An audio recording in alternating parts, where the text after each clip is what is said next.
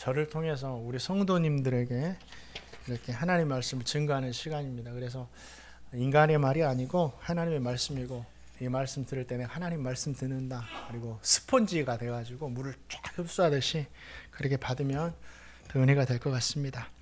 이 시간에 사도행전 7장 44절부터 50절까지 말씀 보겠습니다. 사도행전 7장 44절부터 50절 말씀. 사도행전 7장 44절부터 50절까지 한 절씩 이렇게 나눠서 읽겠습니다. 광야에서, 제가 먼저 읽을게요. 광야에서 우리 조상들에게 증거의 장막이 있었으니 이것은 모세에게 말씀하시니가 명하사 그가 본 그 양식대로 만들게 하신 것이라.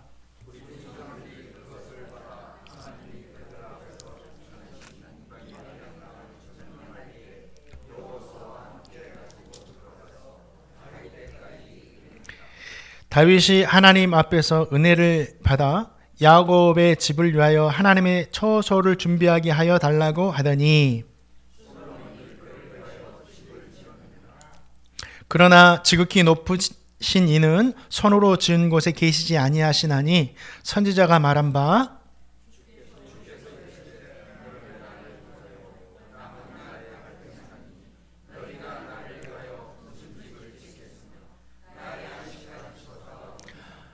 우리 함께 읽겠습니다.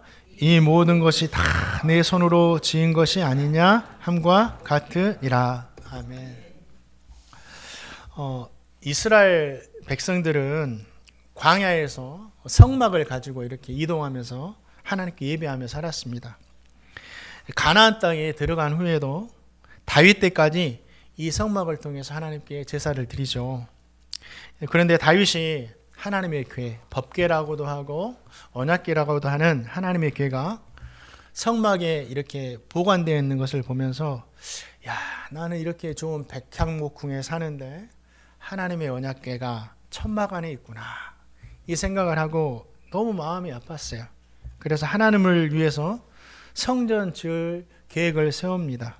그런데 하나님은 다윗이 성전 짓는 것을 거절하시고 그의 아들 솔로몬을 통해서 성전을 짓게 하시죠. 그 후부터는 성전을 통해서 하나님 예배 받으시고 이스라엘 백성들에게 은혜를 베풀어 주십니다. 이 성막과 성전은 하나님의 임재, 그러니까 하나님이 여기 계신다, 하나님이 함께 하신다, 이 증거이자 상징이었습니다. 그리고 이스라엘 백성들을 만나셔서 그들에게 은혜를 베푸시는 또한 평화의 장소였죠. 오늘 말씀을 통해서 저와 성도님에게 주시는 귀한 은혜, 신앙의 교훈이 있습니다. 한 절씩 이렇게 말씀 살펴보면서 은혜 받기 원합니다. 자, 사도행전 7장 44절 말씀 같이 한번, 사도행전 7장 44절 함께 읽도록 하겠습니다. 시작.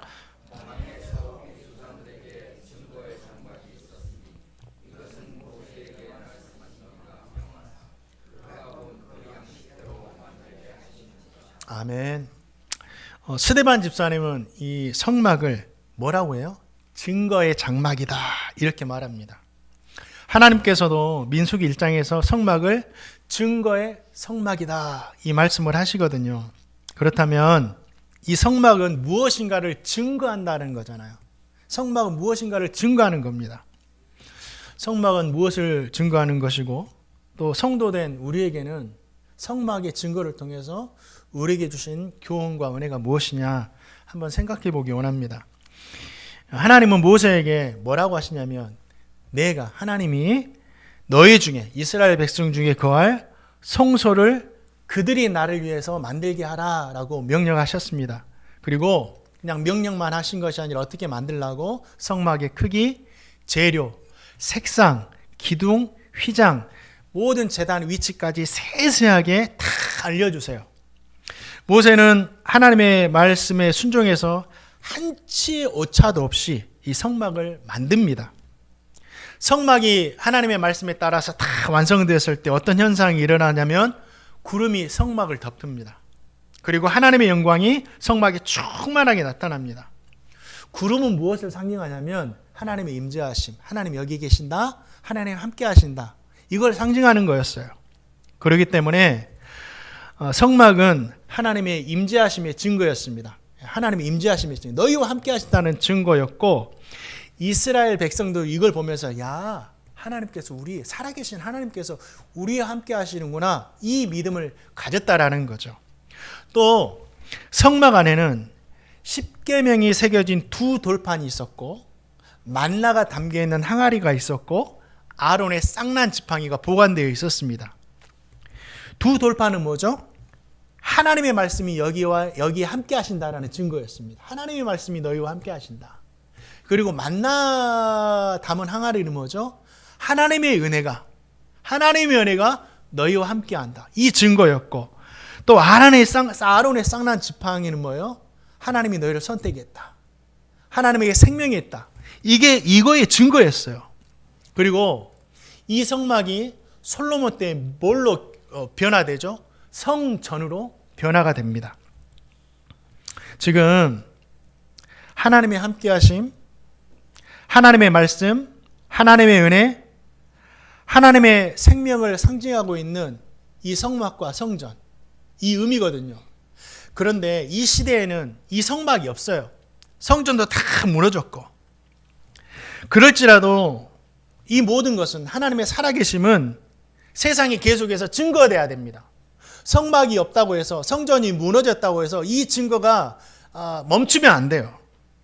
그렇다면 성막이 존재하지 않는 이 시대, 성전이 다 무너져 버린 이 시대에 하나님은 무엇을 통해서 이 모든 것들을 증거하시는가? 바로 하나님이 함께 하시는, 하나님이 임재해 계시는 성전된 성도들을 통해서 이 세상에 하나님의 살아계심이 증거되고 있다라는 거예요.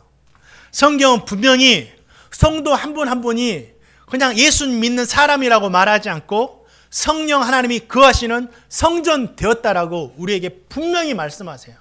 자, 고린도전서 3장 16절 말씀 같이 한번 읽어봅니다. 시작.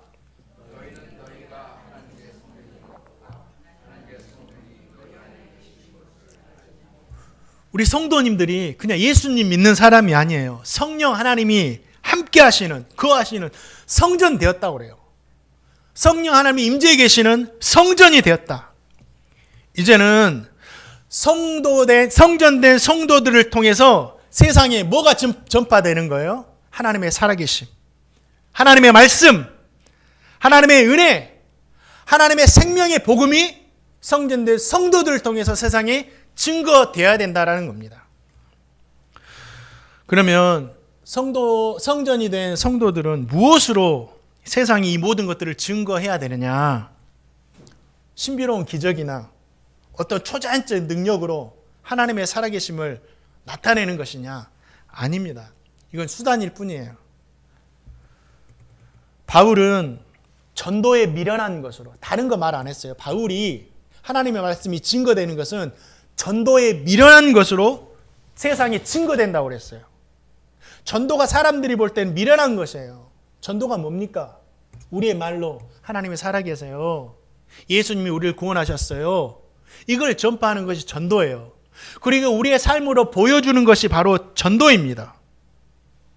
하나님의 살아계심은요, 다른 것으로 전파되는 것이 아니에요.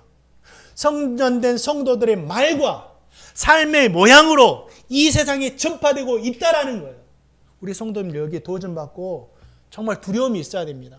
우리 성도님이 세상이 그냥 살아가는 것이 아니에요. 똑같이 살아가는 것이 아니에요. 은연중에 세상 사람들에게 우리 성도님의 말을 통해서, 우리 성도님의 삶을 통해서 하나님의 살아계심이 증거되고 있다라는 겁니다. 하나님의 살아계시는데 혹시 우리 성도님들 삶으로, 죽은 하나님으로, 능력 없는 복음으로 내가 그것을 가로막고 있지 않나 한번 생각해 보시기 바랍니다. 바라기는 저와 성도님 모두가 진짜 성전된 우리 성도님들, 우리의 입술과 말로 하나님의 살아계심과 또한 하나님의 은혜를 이 세상 가운데 증거하며 살아가시는 증거의 장막으로, 성전으로 살아가시기를 주님의 이름으로 축원드립니다. 저와 성도님이 하나님의 살아계심 막 증거하잖아요. 이 세상 가운데, 사람들 가운데 증거할 때 종종 이런 생각을 하죠.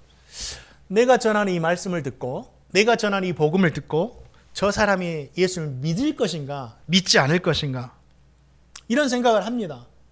그런데 우리가 생각하고 집중해야 할 부분은 그 사람이 내가 전하는 복음을 듣고 말씀을 듣고 믿느냐 믿지 않느냐 이 결과가 아니에요. 우리는 너무 이 결과에 신경을 쓰는 거예요. 그러면 마음 아파하고. 이 부분은 우리의 영역이 아니에요. 복음을 전하는 우리의 영역이 아니에요. 사도 바울도 그랬어요. 이건 하나님의 영역이다. 거두게 하시는 분은 하나님이시다. 그래서 그 결과는 하나님께 맡겨드리는 거예요. 그리고 우리가 집중하고 생각할 부분은 뭐냐면 증인으로 사는 거예요. 증거의 장막으로 사는 겁니다. 하나님께서도 우리에게 원하시는 것은 결과가 아닙니다. 증인의 삶이에요. 요나 선지자는요, 아수르의 수도인 니느웨로 보냄을 받죠. 아수르가 어떤 나라죠? 원수 같은 나라예요. 너무 포악한 나라예요. 그래서 요나는 그곳에 가서 하나님의 말씀을 증거하기가 싫었습니다. 그런데 하나님의 강권적인 역사하심으로 결국 니느웨로 가가지고 하나님의 말씀을 증거합니다.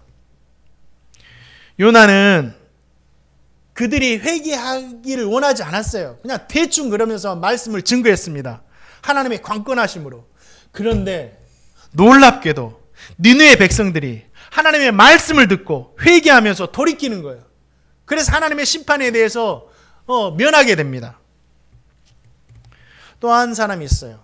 에레미야 선지자. 남유다가 멸망하기 직전에 이스라엘 백성들에게 하나님의 말씀과 심판의 말씀을 증거해요. 요나는 이방 사람들에게 증거했다면 에레미야 선지자는 다윗의 후손이었던 남유다 정통적인 유대 민족들에게 복음을 증거하는 거예요. 하나님의 말씀을 증거하는 거예요. 한 번도 아니고 수십 년 동안 외칩니다. 입으로도 전하고 눈물로도 전하고 자신의 몸으로도 계속해서 하나님의 말씀을 증거했어요. 그런데 사람들은 에레미야의 말을 비웃고 심지어는 저 사람 거짓 선지자하면서 감옥에 가둬버렸습니다. 구덩이에 던져버렸어요. 그럼에도 에레미야는요 멈추지 않았어요.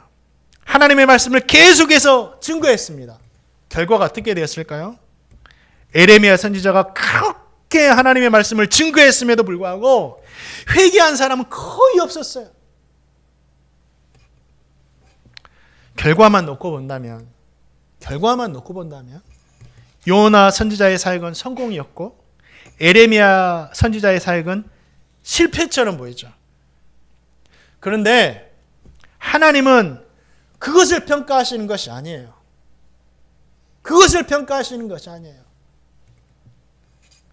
정말 그냥 아무것도 하지 않았는데 교회가 부흥을 해요. 하나님은 그걸 평가하시는 것이 아니에요. 정말 노력하고 기도했음에도 불구하고 교회는 여전히 답보 상태예요. 하나님 그것을 실패했다고 하신 것이 아니에요. 결과는 하나님의 영역입니다. 하나님 무엇을 보시느냐? 그 결과가 있기까지 그 과정에서 믿든지 믿지 않든지 주님의 증인으로 살았느냐 이걸 보신다라는 거예요. 저 성도님은요 증인의 삶을 살아야 돼요. 어떤 증인의 삶을 살아야 되느냐? 요나처럼 하기 싫어도 하나님의 말씀을 세상 가운데 증거하는 그 증인의 삶을 살아야 되고 하기 싫어도 우리는 증인을 해야 됩니다. 또한 이 사람에게 복음 전해도 절대 믿지 않을 거야. 믿을 만한 단 1%의 가능성이 없을지라도 그 사람에게 끊임없이 증거하는 것이 바로 저와 성도님에게 하나님께서 원하신다라는 거죠. 사랑하는 성도님들, 성경을 보세요. 예수님께서, 하나님이신 예수님께서 인간의 몸을 입고 이 땅에 오셔서 복음을 증거하셔도 그 예수님의 이야기를 듣고 믿는 자들이 있었고 믿지 않는 자들이 더 많았어요. 모세가 증거하고 바울이 증거하고 지금 스데반 집사님이 증거해도 믿는 자가 많지 않았습니다. 결과는 하나님께서 하시는 것이기 때문에 하나님께 맡겨드리는 거예요. 우리가 진짜 신경 쓰고 마음 아파할 것은 내가 증인으로 살지 못할 때 우리는 그것을 마음 아파야 되고, 우리가 기뻐할 것은 진짜 내가 어려울지라도 하나님의 증인으로 살아가는 거나 이걸 보면서 기뻐해야 된다는 거예요. 저 성도님 모두는 성경도 그러잖아요. 믿든지 믿지 않든지, 우리의 복음을 듣든지 듣지 않든지 이 증거라고 말씀하세요. 저 성도님 모두가 이 말씀을 마음에 새기시고 증거의 장막으로서 어느 때나 하나님의 증인으로 살아가는 제가 되고 우리 성도님 다 되시기를 주님의 이름으로 축원드립니다. 또 사도행전 7장 46절과 47절 말씀 같이 한번 보도록 하겠습니다. 함께 읽겠습니다. 시작.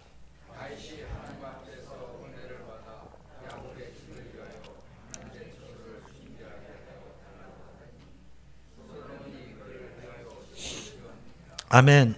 스데반 집사님은 다윗이 하나님을 위한 성전을 건축하려 했던 일들, 그 성전을 그 아들 솔로몬이 건축한 일들에 대해서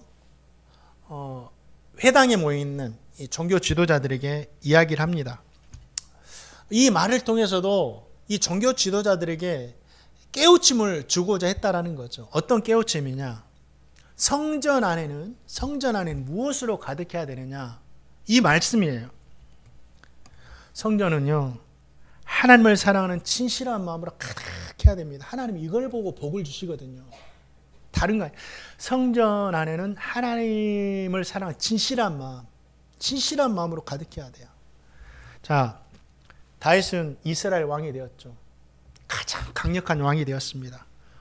왕이 되었으니 먹는 것도 자는 것도 활동하는 것도 모든 것이 풍요로워졌어요. 그러던 어느 날 자신은 좋은 궁정에 거하면서 하나님의 언약궤가 그 천막 안에 있는 걸 보면서 정말 마음이 아파했어요. 이 사실을 마음 아파했던 다윗이 하나님을 위해서 성전을 건축하고자 하는 그 마음을 먹죠. 그리고 선지자에게 자문을 구하고 그것을 추진합니다. 그런데 하나님께서 뭐라고 하세요? 다윗아, 너는 전쟁을 많이 해서 사람들의 피를 많이 흘렸다. 이렇게 하시면서 성전 건축하는 것을 허락하지 않으십니다. 하나님은요, 잘 생각하세요. 하나님은 다윗이 전쟁을 많이 하고 사람의 피를 많이 흘리는 행위를 했기 때문에 그에 대한 처벌이나 징계로 성전 건축을 거절하신 것이 아니에요. 다윗은 하나님의 말씀에 따라서 기도하고 전쟁을 했거든요.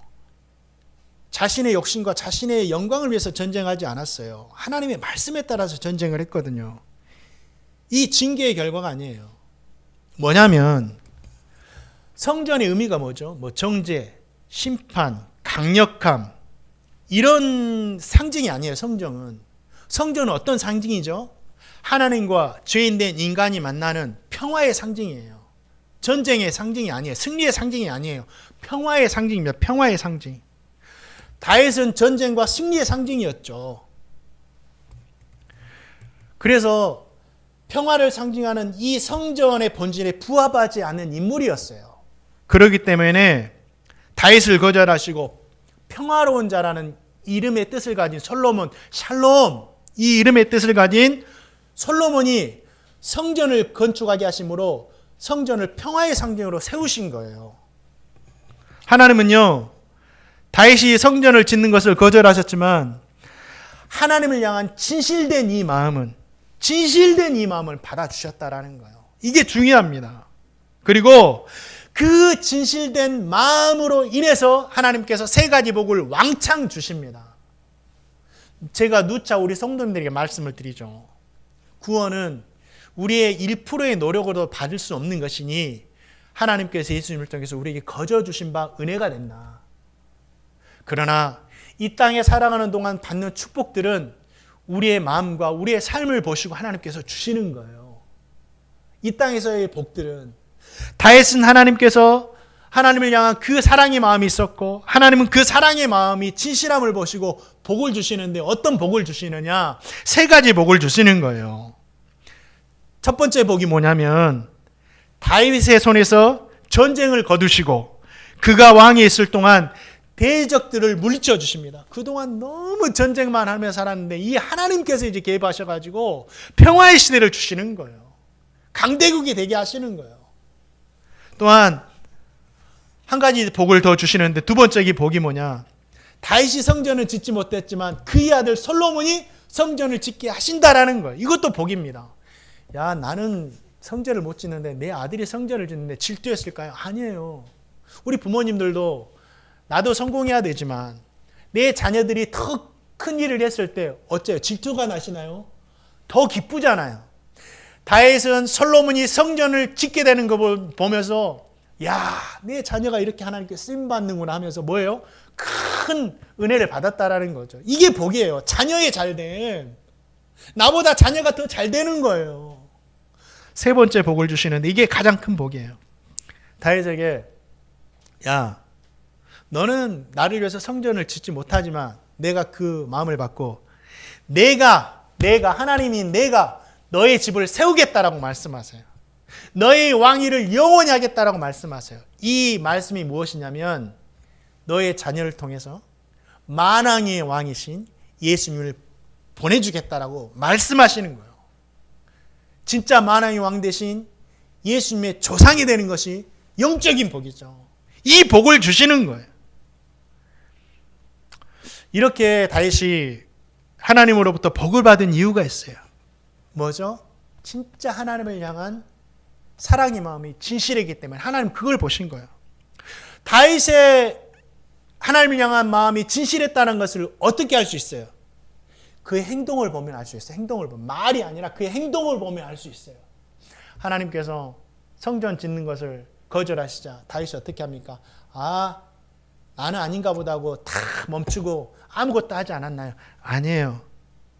아들 솔로몬이 성전을 지을 수 있도록 모든 준비를 했습니다. 내가 성전을 못 지어도 모든 것은 준비할 수 있지.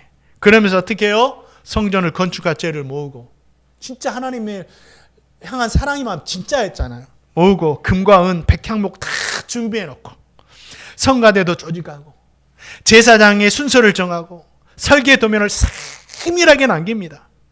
하나님을 사랑하여서 성전을 건축하려 했던 다윗의 마음이 뭐예요? 그 행함을 통해서 뭐가 보여진 거예요? 진심이었다라는 게 보여지는 거예요.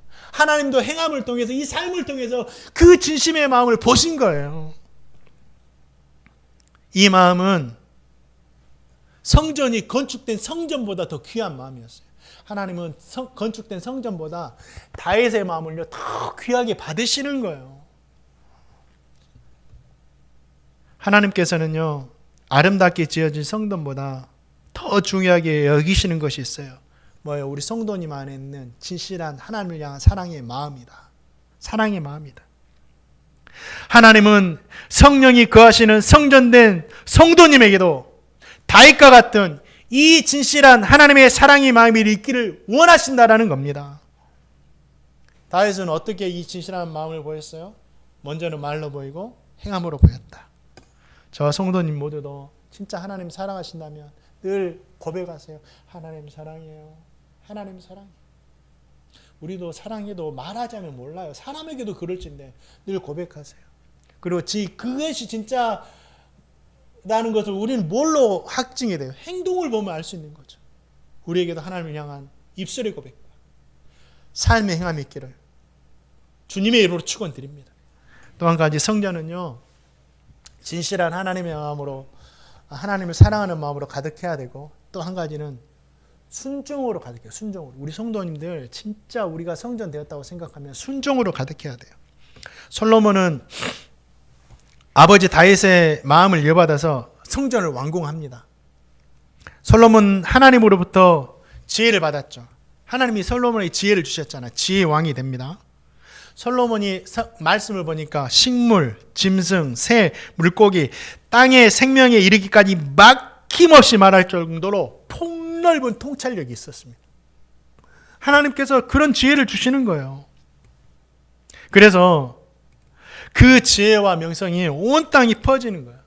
그 지혜와 명성을 듣고자 열방의 왕들이 그 말을 들으러 예루살렘에 찾아오는 거예요. 주변 나라의 모든 왕들이. 그래서 솔로몬을 만나서 정략적인 결혼을 많이 합니다. 정치적으로. 그래서 후궁이 막 1000명이나 되잖아요.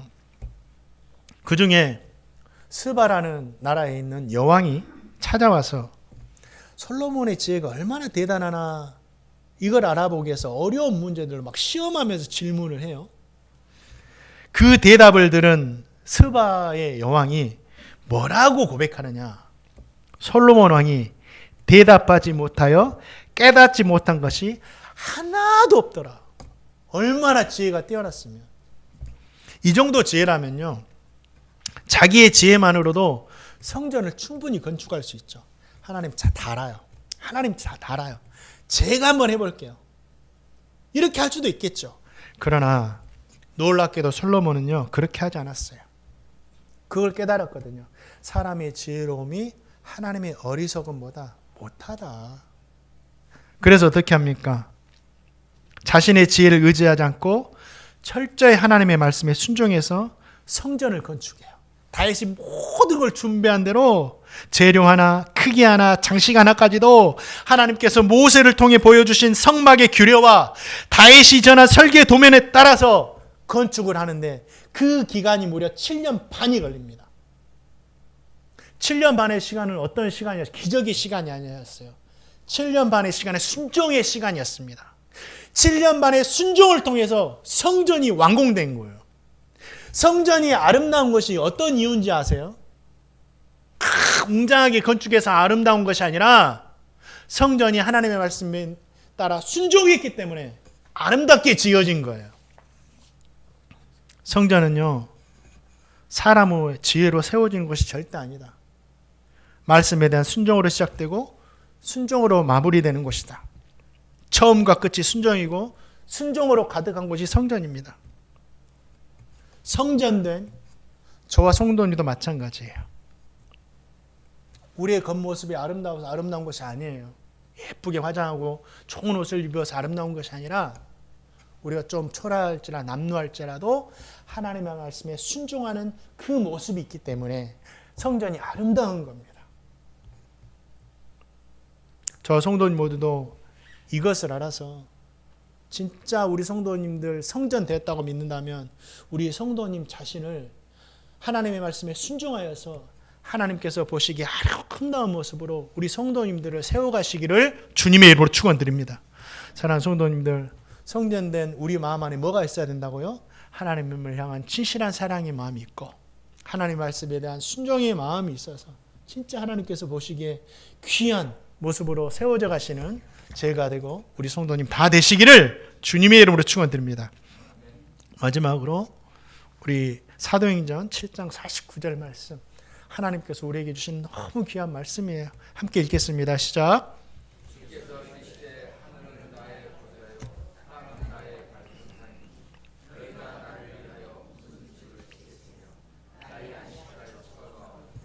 아멘.